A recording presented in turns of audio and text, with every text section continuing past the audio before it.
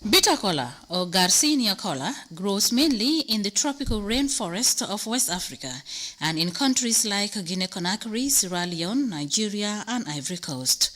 Large-scale cultivation of bitter kola in the Gambia is basically non-existent, but that could change in the not-too-distant future. The pioneer seeking to turn the tide around is Samba Jallow, a regular consumer of bitter kola residing in Woodford. Samba's love for the nuts prompted him to embark on the experiment with no experience at all. What was to follow was 8 years of trials and tribulations, but the challenges left Jallow undaunted. Getting the seed to germinate was in itself a challenge, for Jallow preferred not to use any form of chemical fertilizer. Since the species belong in the tropical rainforest, water was never in short supply. Perhaps encouraged by progress of his experiment, Jallow further gave some of the seedlings to friends and relatives to further encourage widespread cultivation of bitter kola across the country. The journey was long, but Jallow has started seeing light at the end of the tunnel, for he recently harvested 1.5 bags of bitter kola from his experimental tree, marking a sharp increase of 1 bag. Mamadou Jallow, an elder brother to Samba Jallow, who shares his love for bitter kola, believes the tree can do well in the country if farmers are prepared to venture into its production. Well, if you have never seen bitter kola in this form, this is one. The fully ripe bitter kola is usually red in color and bigger than this in size, but because we are using this as an example, it is green and smaller in size. And when we try to open it, this is exactly how the inner part of the bitter kola looks like. And as the name implies, it is very bitter. According to Mr. Jallow, the fully ripe bitter kola usually contain about 3 to 4 nuts, but we have only 2 in this. But the most interesting part of it is this yellow part of the bitter kola. It tastes very sour, and out of curiosity, I try to taste it and adding little salt to it to make it more spicy. Well, it tastes exactly like kaba. If you know kaba, it is exactly like kaba. And that is why, according to Jallow, kids around the neighborhood come here uninvitedly in his absence to grab as much as they can just to enjoy this part of the bitter kola. Bitter kola plays an important role in parts of Africa and is at times used to extend traditional hospitality, especially during cultural and social ceremonies such as weddings, but is certainly nowhere near its cousin kola nuts, which is used in almost all ceremonies in a good number of West African countries. Apart from its socio-economic importance, bitter kola is said to have a lot of health benefits.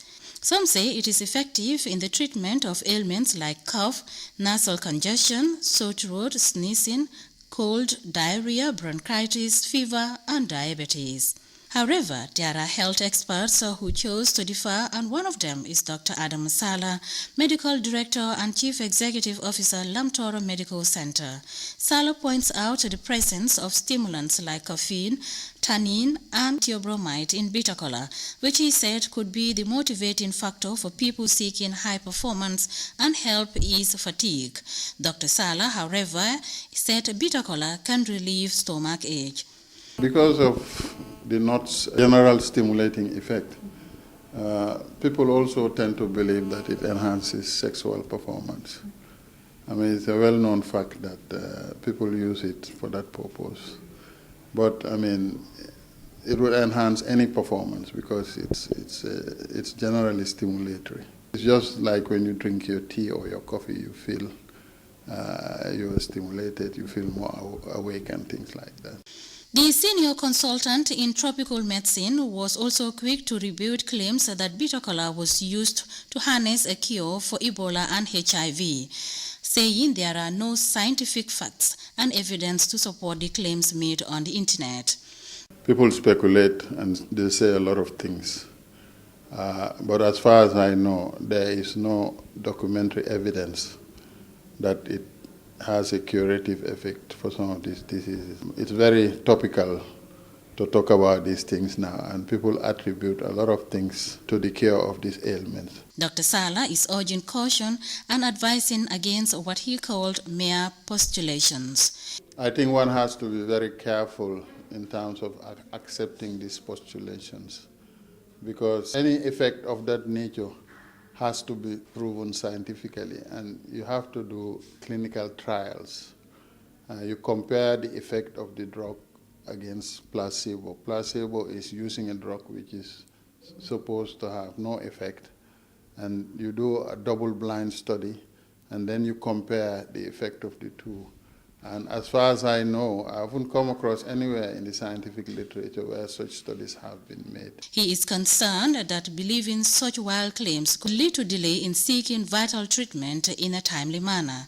One side effect, though, Sala has attributed to chewing too much bitter kola is sleeplessness. Moduba has been selling bitter kola for at least 7 years. Most of the nuts he sells are from Guinea-Conakry, Sierra Leone, Nigeria, and Ivory Coast. The bitter kola from Nigeria is the most sought, whilst those imported from Sierra Leone stand out for their bitterness. Ba has observed that most of his customers resort to buying bitter kola because of stomach pain or indigestion. He is of the belief that widespread cultivation of bitter kola can take off in the Gambia, perhaps to ensure uninterrupted supplies and cheaper prices. The will, determination, and courage of Samba Jallow seem to pay off, for he has certainly blazed a trail by successfully growing a tree that is native to the tropical forest.